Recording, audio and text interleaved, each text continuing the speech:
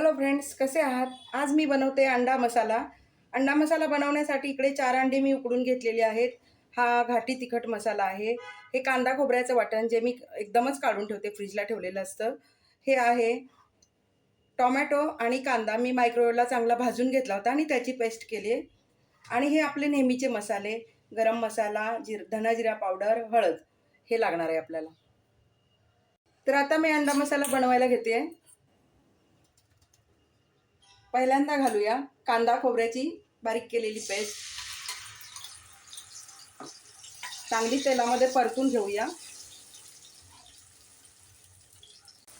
इकडे कांदा टोमॅटो छान परतून झालेला आहे. घालूया वाटण, तेही छान तळून घेऊया. हे सगळं वाटण तळून झालेलं आहे. आता घालूया हळद, मसाला,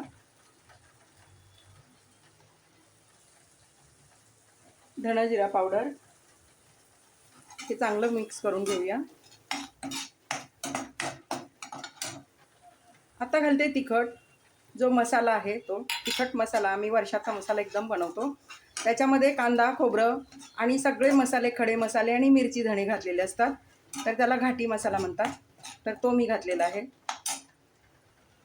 कोथिंबीर घालूया. मिक्स करून घेऊया. आलं लसूण मी घालायला विसरली होती. आलं लसूण पेस्ट ते आत्ता घालूया आणि हे चांगलं परतून घेऊया. छान असा मसाला तयार होईल. चवीप्रमाणे मीठ. मी पाणी घालते. जास्त पातळ नाही करायचं आहे, मसाला करायचा आहे, अंडा मसाला.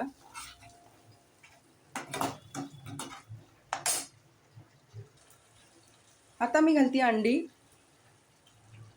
सगळे अंडी सोडून घेते. अंडी सोडून घेतलेले आहेत. त्याच्यावरून थोडासा असा मसाला आपण घालून घेऊया.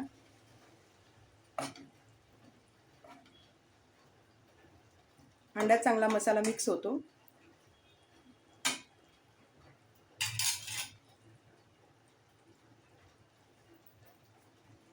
थोडंसं पाणी घालून एक वाफ काढून घेऊया.